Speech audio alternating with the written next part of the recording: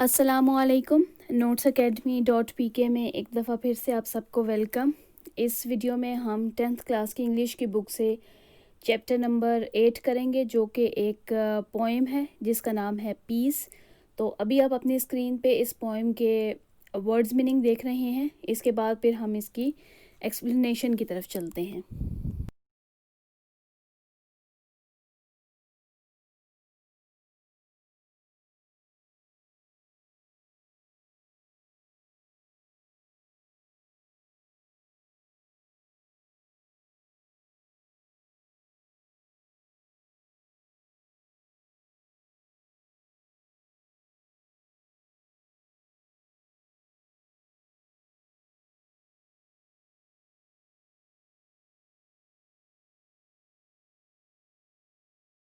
तो अब स्टार्ट लेते हैं एक्सप्लेनेशन का। तो नज़्म के आगाज़ में यानी कि पहले स्टेंजा में शायरा हवा का ख़तरनाक रुख अपने पढ़ने वालों को खूबसूरत लफ्ज़ों का सहारा लेते हुए दिखा रही है।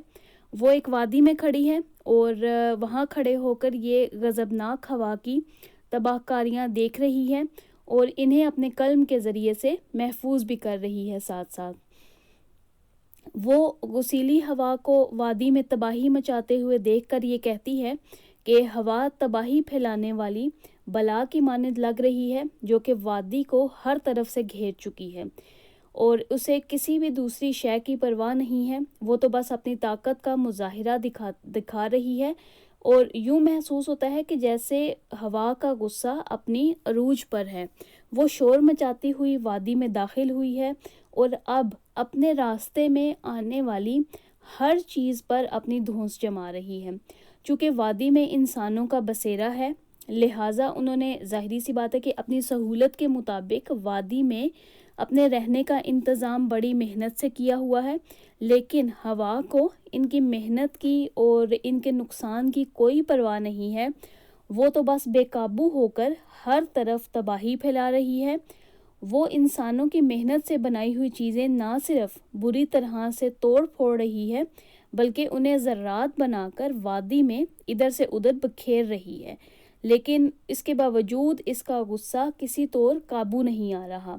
वो एक के बाद एक तबाही का मंजर बना रही है और इस जालिम हवा ने ना तो वादियों को छोड़ा है और ना ही सब्ज़ाज़ारों को, और ये हर तरफ बेकाबू बला की तरह घूम रही है और अपने पीछे महज तबाही के आसार छोड़कर आगे ही आगे बढ़ती जा रही है। अब देखते हैं दूसरा और आखिरी स्टेंजा।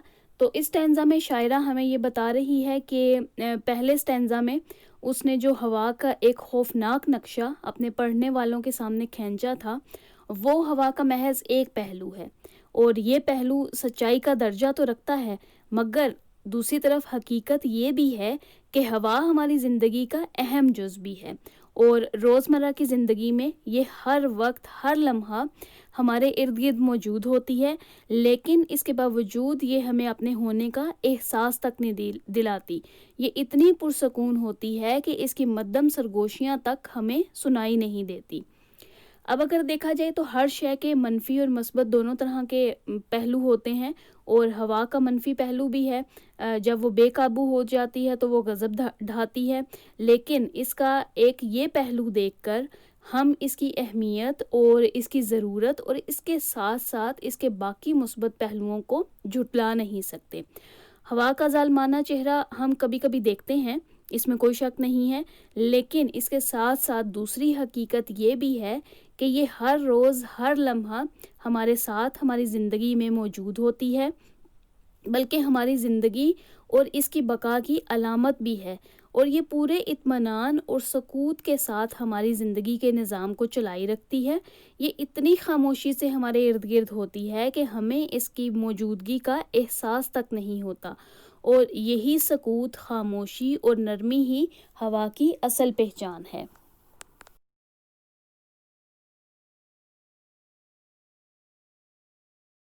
तो ये थी दोनों स्टैंजास की एक्सप्लेनेशन। अब हम चलते हैं यूनिट रिलेटेड क्वेश्चंस की तरफ। तो पहला सवाल है कि हवा को मॉन्स्टर ऑफ डिस्ट्रक्शन क्यों कहा जा रहा है या उसको मॉन्स्टर ऑफ डिस्ट्रक्शन से क्यों कंपेयर किया जा रहा है। तो हवा ने पूरी वादी में तबाही मचा दी है اور ساری وادی کا نظام اس کی وجہ سے درہم برہم ہو چکا ہے۔ اس کے راستے میں جو کوئی بھی آ رہا ہے وہ اسے تہس نہس کرتے ہوئے آگے بڑھ رہی ہے۔ ہوا کو اس بات کی بھی کوئی پرواہ نہیں ہے کہ انسانوں نے اپنے رہائشی نظام کو بہتر بنانے کے لیے بہت سی محنت کر رکھی ہے، اور وہ ان کی محنت کو بھی منٹوں میں برباد کرتے ہوئے آگے سے آگے بڑھتی جا رہی ہے اور مزید تباہی لا رہی ہے، اور اس بات کا اسے کوئی ملال نہیں ہے۔ یہ ہوا وادی پہ ایک قیامت بن کر نازل ہوئی ہے اور اس خوبصورت اور سبز و شاداب وادی پر منفی اثرات ڈال رہی ہے۔ یہ ہر ایک چیز کو خراب کرنے پر تلی ہوئی ہے، بالکل ایک بے لگام بلا کی طرح یہ ادھر سے ادھر تباہی مچا رہی ہے، اسی لیے اس کو مانسٹر آف ڈسٹرکشن کہا جا رہا ہے۔ تو سوال نمبر 2 میں ہم سے یہ پوچھا جا رہا ہے کہ اس نظم کے اسٹینزا نمبر 2 میں یہ جو فریز دی گئی ہے اس کی وضاحت کریں۔ تو ہوا اگر بے قابو ہو جائے تو یہ بہت سی تباہی لاتی ہے، اور اس حقیقت سے کوئی بھی نظریں نہیں چرا سکتا، لیکن اس کے فوائد اس کی خصوصیت پر، یعنی اس کی اس خصوصیت پر، تباہی لانے والی خصوصیت پر بھاری ہیں۔ اس کے فوائد بہت زیادہ ہیں۔ اس کے بغیر زندگی کا وجود ممکن نہیں ہے۔ جاندار کی زندگی کو برقرار رکھنے میں ہوا کا بہت بڑا عمل دخل ہے۔ یہ جاندار کو فائدے بھی بہت پہنچاتی ہے، اور در حقیقت یہ نرم و گداز احساس کی طرح ہماری زندگی میں اہم کردار نبھاتی ہے۔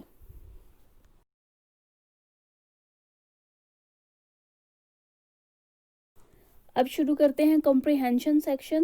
تو پہلا سوال ہے کہ پہلے سٹینزا میں ہوا کو کیسا بیان کیا جا رہا ہے۔ پہلے سٹینزا میں ہوا کو ہارش اور ظالم مخلوق کے طور پر دکھایا جا رہا ہے۔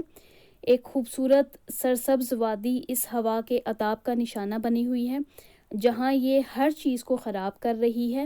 اس نے اپنی طاقت کے بل بوتے پر انسان کی زندگی کا نظام بھی درہم برہم کر دیا ہے، اور اسے اس پر کوئی دکھ، کوئی پچھتاوا نہیں ہے، بلکہ یہ مزید میس کریٹ کرتے ہوئے آگے سے آگے بڑھتی جا رہی ہے۔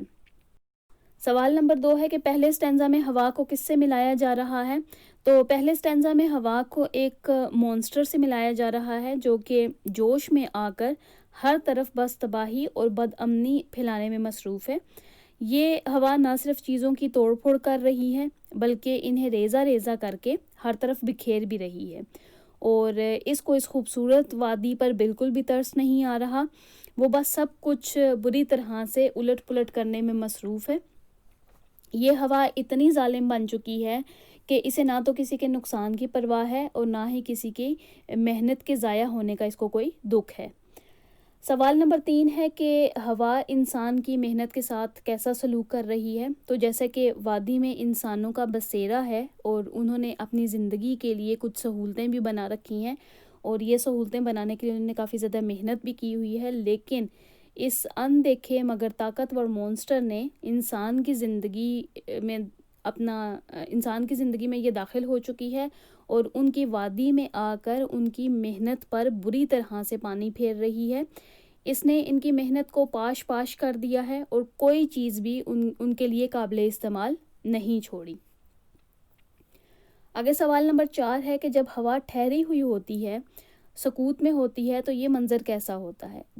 جب ہوا ٹھہری ہوئی ہوتی ہے تو ہر طرف خاموشی اور سکوت طاری ہوتا ہے، اور اس کی مدھم سی سرگوشیاں سنائی دیتی ہیں، وہ بھی اتنی کلیئر سنائی نہیں دیتی، یہ اتنی پرسکون ہوتی ہے کہ ہمیں اس کی موجودگی کا احساس تک نہیں ہوتا، لیکن یہ خاموشی سے ہماری زندگی کی چہل پہل کو قائم رکھتی ہے۔